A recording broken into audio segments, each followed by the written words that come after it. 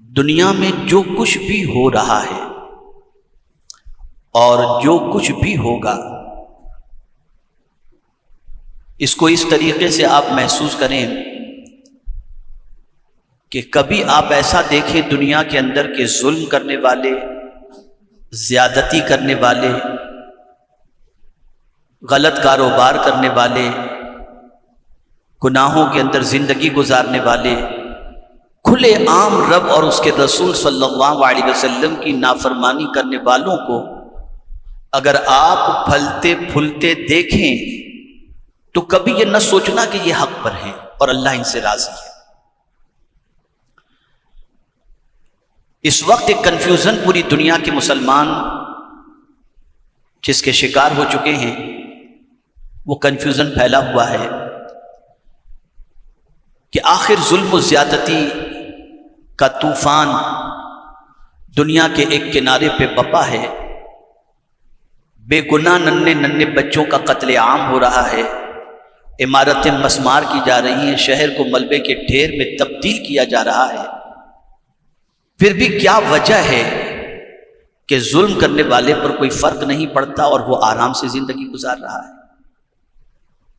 یہ سوال اٹھنا واجبی ہے، اور یہ سوال در حقیقت ہر انسان کے دل و دماغ کے اندر گردش کرتا ہوا دکھائی دیتا ہے۔ اور ایسا نہیں کہ یہ خیال صرف آپ کے ذہن میں آیا ہے، حدیث کی روشنی میں دیکھیں تو بہت سارے پاپ کے دلدل میں ڈوبے ہوئے اور حرام کاروبار کرنے والوں کے پاس دولت کی فراوانی دیکھ کر صحابہ بھی یہ سوچنے لگے کہ آخر یہ ایسا کیوں؟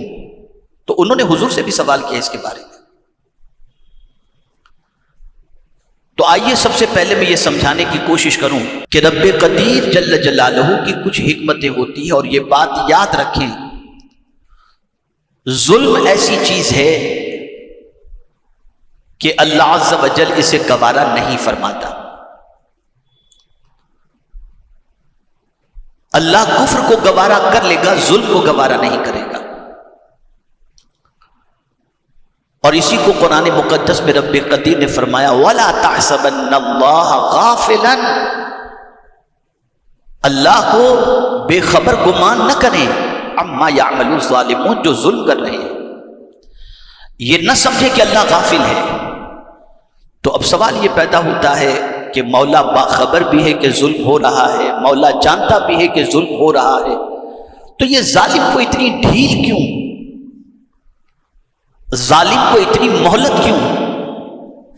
تو قرآن نے کہا انما یؤخرہم لیوم تشخص فیہ الابصار، اس کے علاوہ کچھ بھی نہیں کہ ان کے معاملے کو مؤخر کیا گیا قیامت کے دن کے لیے، تاکہ قیامت کے دن ان کی آنکھیں بچھی کی بچھی رہ جائیں۔ یعنی یہ بات یاد رکھیں، کچھ گناہوں کا عذاب اللہ دنیا میں ہی دے دیتا ہے اور کچھ کا اللہ عز و جل آخرت میں عطا فرمائے گا، لیکن یہ بات بھی ذہن میں رہنی چاہیے کہ دنیا کا کوئی بھی ظالم ایسا ہے ہی نہیں جس کو اللہ نے دنیا میں بھی بدلہ نہ دیا ہو اس کے ظلم کا، اور آخرت میں بھی بدلہ نہ عطا فرمائے۔ اس بات کو یاد رکھے گا، حدیث مبارکہ میں دو گناہ کے عذاب مرنے سے پہلے اللہ دنیا میں بھی دے دیتا ہے اور آخرت میں بھی عطا فرمائے گا۔ دو گناہ، ایک ظلم اور دوسرا صلہ رحمی کی بجائے قطع رحمی یعنی رشتے کاٹنے کا گناہ۔ جو بھائی بھائی میں لڑاتے ہیں، میاں بیوی میں لڑاتے ہیں، بھائی بہن میں لڑاتے ہیں، خاندان خاندان میں لڑاتے ہیں، حضور صلی اللہ علیہ وسلم نے فرمایا یہ گناہ ایسا ہے کہ اس کی سزا اللہ مرنے سے پہلے دنیا میں بھی عطا فرمائے گا اور آخرت میں بھی عطا فرمائے گا۔ تو اللہ ظالموں کو مہلت دیتا ہے، اور تاریخ اٹھا کر ہر ظالم کی زندگی پڑھ لیجیے آپ، کوئی دنیا میں ظالم ایسا گزرا ہی نہیں جس کو اللہ نے دنیا میں اس کے ظلم کی سزا نہ دی۔ میرے پیارے آقا صلی اللہ تعالی علیہ وسلم کے پیارے دیوانوں، ظلم کرنے والا کبھی تصور کرتا ہے کہ میں کچھ بھی کروں، میں بڑا ہوں، سب کچھ کر سکتا ہوں، اور سامنے والے کو کمزور دیکھ کر اس پر ظلم و زیادتی کرتا ہے۔ اور کبھی ایسی پوزیشن ہوتی ہے کہ مظلوم اتنا بے بس ہو جاتا ہے، اتنا بے بس ہو جاتا ہے کہ آواز بھی نہیں اٹھا پاتا۔ اس کو فرمایا گیا کہ جب کبھی کوئی ظالم کسی بے گناہ پر ظلم کرتا ہے جو کمزور ہے تو بیچارہ چپ رہتا ہے، مار کھاتا ہے، برداشت کرتا ہے، ہاتھ پیر جوڑنے کی کوشش کرتا ہے، یہ سب کچھ کرتا ہے، کچھ نہیں بولتا، چپ چاپ برداشت کرتا ہے۔ تو فرشتے اللہ کی بارگاہ میں عرض کرتے ہیں مولا تیرا ایک بندہ اتنا بے بس ہے کہ ظالم کے سامنے بول بھی نہیں پاتا، اتنا سہما ہوا ہے، اتنا ڈرا ہوا ہے کہ ظلم کے خلاف آواز بھی نہیں اٹھا سکتا کہ مجھے مت ستاؤ، بول بھی نہیں پاتا۔ مولا یہ تیرے بندے کی کیفیت ہے۔ تو رب قدیر جل جلالہ جلال میں آتا ہے اور فرماتا ہے میری عزت کی قسم میں اس بندے کو ہلاک کر کے رہوں گا۔ ظلم روا ہے ہی نہیں، کبھی کسی کمزور پر ظلم کرنا ہی نہیں چاہیے، یہی وجہ ہے۔ بہت غور سے یہ پوری گفتگو آپ کے ذہن میں رہے یا نہ رہے، یہ جملہ ذہن میں رکھیے گا، جسے میں یہ کہہ سکتا ہوں کہ اس مرتبہ کے مدینہ منورہ کے سفر میں رب کی طرف سے یہ سوچ مجھے نصیب ہوئی، ذہن میں رکھیے گا۔ اگر کسی کا تعلق اللہ سے مضبوط ہو جائے، غور کیجیے گا، اگر کسی کا تعلق اللہ سے مضبوط ہو جائے تو اللہ تعالیٰ اس میں نرمی پیدا کر دیتا ہے، اور اگر کسی کا تعلق دنیا دار اور دنیا کے تاجداروں سے ہو جائے تو اس کے اندر گھمنڈ پیدا ہو جاتا ہے۔ آپ دیکھیے گا اگر کسی کا تعلق اس منسٹر سے اس منسٹر سے تو وہ سینہ تان کے اکڑ کے چلے گا، لیکن اللہ والوں کا تعلق تو خدا سے ہوتا ہے، لیکن وہ کبھی اکڑ کے نہیں چلتے، وہ بالکل نرمی کے ساتھ چلا کرتے ہیں۔ یہ قدرت کا ایک نظام ہے۔ اور میرے پیارے آقا صلی اللہ تعالی علیہ وسلم کے پیارے دیوانوں، ظلم کی بھی قسمیں ہیں، ظلم کی 3 قسمیں ہیں۔ ایک قسم ہے شرک، جیسا کہ حضرت لقمان نے اپنے بیٹے سے کہا یا بنی لا تشرک باللہ ان الشرک لظلم عظیم، میرے بیٹے اللہ کا کسی کو شریک نہ ٹھہرانا کہ بے شک شرک بہت بڑا ظلم ہے، بہت بڑا ظلم ہے۔ تو ایک ظلم تو یہ ہے کہ اللہ کا کسی کو ہم شریک ٹھہرائیں، یہ بہت بڑا ظلم ہے، بہت بڑا ظلم۔ اللہ ایک ہے، وحدہ لا شریک ہے، اس کا کوئی شریک نہیں، وہ ہمیشہ سے ہے اور وہ ہمیشہ رہے گا، یہ اس کی شان ہے، وہ ہمیشہ سے اور ہمیشہ رہے گا۔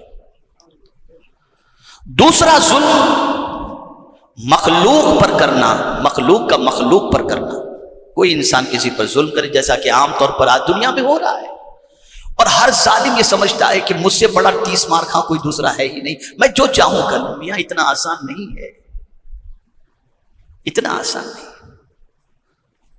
ظلم کی سزا مقرر ہے، وہ مل کر کے رہے گی، مل کر کے رہے گی، اور کیسی ملے گی اس کو بھی قرآن نے منشن کیا، وَكَذَلِكَ أَخْذُ رَبِّكَ إِذَا أَخَذَ الْقُرَىٰ وَهِيَ ظَالِمَةٌ إِنَّ أَخْذَهُ عَلِيمٌ شَدِيدٌ۔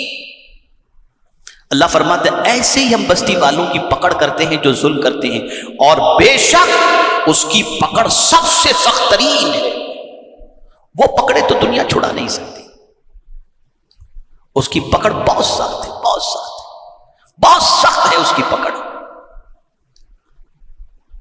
اسی طریقے سے ایک اور مقام پر رب قدیر جل جلالہ نے ظالم کے حوالے سے فرمایا کہ جو لوگ زمین پر ظلم کرتے ہیں تو اللہ عز و جل فوراً پکڑ کیوں نہیں کرتا؟ وَجَعَلْنَا لِمَهْلِكِهِمْ مَوْعِدًا، ان کے لیے اللہ نے ہلاکت کا ایک وقت مقرر کر رکھا ہے، جب وہ وقت آئے گا تو اللہ انہیں ہلاک کروا دے گا۔ یہ قرآن کا دستور بتا رہا ہوں، یہ قرآن کا قانون۔ اس لیے میری بات ہمیشہ کے لیے ذہن میں رکھو، کبھی کسی پر ظلم نہ کرو، یہاں تک کہ جانور پر بھی، اس پر بھی ظلم نہ کرو۔ اسلام ظلم کو پسند نہیں کرتا، اسلام ظلم کی اجازت نہیں دیتا، اسلام ظلم کو گوارا نہیں کرتا۔ جن جانوروں کو اللہ نے عقل نہیں عطا فرمائی اور جن جانوروں کے سلسلے میں کوئی جزا یا سزا کا معاملہ نہیں، لیکن آپ جانتے ہیں حدیث مبارکہ میں کہ اگر سینگ والی بکری نے بغیر سینگ والی بکری کو دنیا کے اندر مارا نا تو قیامت میں دونوں بکریوں کو جمع کیا جائے گا. جس کے سینگ نہیں تھے اسے اللہ سینگ عطا کرے گا اور کہے گا اس نے تجھے دنیا میں مارا تھا، لے لے اس سے بدلا. یعنی اتنا اللہ ظلم کو ناپسند کرتا ہے، اتنا ناپسند کرتا ہے. اور تیسرا ظلم مخلوق کا مخلوق پر ظلم، یہ دوسرا بات. تیسرا ظلم انسان خود اپنے اوپر کرتا ہے، خود پر ظلم کرتا ہے. اور اس کو تو قرآن نے مینشن کیا ہے جا بجا. خود پر ظلم کرنا کیسے؟ تو خود پر ظلم کرنے سے مراد یہ ہے کہ آدمی اللہ کی دی ہوئی چیزوں کو اس کے قانون کے خلاف استعمال کر کے اپنی جان کو ہلاکت میں ڈال دے. آنکھ قرآن دیکھنے کے لیے دی، آنکھ سے گناہ کیا. اب یہ ظلم جو اس نے آنکھ سے کیا ہے، اس کی وجہ سے حدیث مبارکہ میں کہ قیامت کے دن اس کی آنکھوں کے اندر جہنم کی آگ کی سلاخیں ڈالی جائیں گی جس نے آنکھ سے گناہ کیا ہے. تو یہ اپنے آپ پر ظلم ہوا، یہ اپنے آپ پر. گانے سنے تو قیامت کے اندر، قیامت کے دن اس کے کان کے اندر پگھلایا ہوا سیسا ڈالا جائے گا. جس نے گانے سنے، غیبت سنی، اس کے لیے عذاب رکھا گیا. تو یہ تیسرا ظلم اپنے وجود پر ہوا. اب سنیں آپ، میں سمجھتا ہوں اس واقعے کے بعد آپ کا ذہن کھل جائے گا. دو چیزیں آپ کی سماعتوں کے حوالے کرتا ہوں. نمبر ایک بادشاہ تھا، سیر کے لیے نکلا، اور جب وہ سیر کے لیے نکلا دریا کے کنارے پر، تو ایک ایسی جگہ تھی جہاں سے سورج بڑا خوبصورت نظر آ رہا تھا. وہاں ایک بڑھیا کی جھوپڑی تھی. اب وہ جو امچے چمچے ہوتے ہیں ساتھ میں بادشاہوں کے، انہوں نے کہا حضرت سر یہ بادشاہ سلامت، یہ جگہ بہت اچھی ہے، یہاں اگر آپ کہیں تو محل بنا دیا جائے. کہا بالکل بنا دو. پوچھا گیا یہ جھوپڑی کس کی ہے؟ تو پتہ چلا ایک بڑھیا کی ہے. بڑھیا سے کہا گیا کہ میں تجھے شہر کے اندر بڑا گھر دے دیتے ہیں، یہ جھوپڑی ہمیں دے دے. تو اب ایک انسان کی فطرت ہوتی ہے، زندگی کے 60-70 سال اگر کسی جگہ پر گزر جائے نا تو پھر وہ جگہ چینج کرنا اسے جمتا نہیں ہے. آج بھی بہت ساری ایسی بڑھیاں ہیں، ہمارے ساتھیوں کی والدہ وغیرہ رہتی ہیں گاؤں کے اندر، اور گاؤں چھوڑ کر کے یہاں اچھے فلیٹ کے اندر ایئر کنڈیشن کے اندر لے کر آتے تو ان کو یہاں جمتا ہی نہیں. بولے بھائی مجھے تو گاؤں ہی چھوڑ دو، وہیں اچھا لگتا ہے، چاہے گھر میں ہو. یہ ہوتا ہے. تو جس کی زندگی جہاں بہت لمبی گزری ہو اس کو دوسری جگہ اچھا نہیں لگتا. وہ بڑھیا نے کہا کہ مجھے میری زندگی یہاں کٹ گئی، میں شہر میں کیا کروں گی، مجھے یہی رہنا. کہا نہیں، تیرا جھوپڑا بادشاہ کو پسند آ گئی، یہ جگہ پسند آ گئی، تجھے چھوڑنا پڑے گا. اس نے منع کیا. پھر اس کی عادت تھی، روز صبح نکل جاتی تھی اور جا کر کے کچھ کماتی دھماتی تھی، اور پھر اس کے بعد اپنا گزر بسر کرتی تھی. میں تو کبھی پڑھتا ہوں تو عقل دنگ رہ جاتی ہے. اس زمانے میں بڑھیا بھی محنت کر کے کما کر کھاتی تھی، آج کے جیب مار کر کے کھانے ہوئے نوجوان نظر آتے ہیں. یہ حال ہو چکا ہے. بڑھیا گئی شہر میں، واپس لوٹی تو اس کا جھوپڑا غائب اور کام شروع ہو چکا ہے. خاتون پریشان ہوئی. بہت غور سے سنیے گا. خاتون پریشان ہوئی اور پریشانی کے عالم میں سوچتی کہ میں کس سے کہوں، کیا کہوں. بادشاہ کا مقابلہ کون کر سکے گا. لیکن خیال آیا بادشاہوں سے بھی بڑا میرا رب ہے. فوراً مسلح بچھاتی اور سجدے میں جا کر کہتی ہے اے اللہ، میں یہاں نہیں تھی، بادشاہ طاقتور سمجھ کر جھوپڑا میرا توڑ دیا، تو کہاں تھا؟ بس اتنا دل سے کہنا تھا کہ بادشاہ کے جتنے محل شہروں کے اندر تھے وہ فوراً گر کر کے ختم ہو گئے، فوراً ختم ہو گئے. اور اسی لیے حضور صلی اللہ علیہ وسلم فرماتے اتقو، ڈرو مظلوم کی بد دعا سے. اس لیے کہ مظلوم کی آنکھ وہ عرش اعظم کو ہلا دیتی ہے اور پروردگار جل جلالہ مظلوم کی مدد فرماتا ہے. کبھی کسی کو کمزور نہ سمجھو، سب کا خدا ہے اور یقیناً اس سے بڑا طاقت والا کوئی دوسرا ہے ہی نہیں. انسان تمہیں کمزور نظر آتا ہے لیکن ہے جس کا بندہ وہ خدا بہت طاقت والا ہے، بہت قوت والا. کیسی قوت والا اس کو بھی سمجھ لو.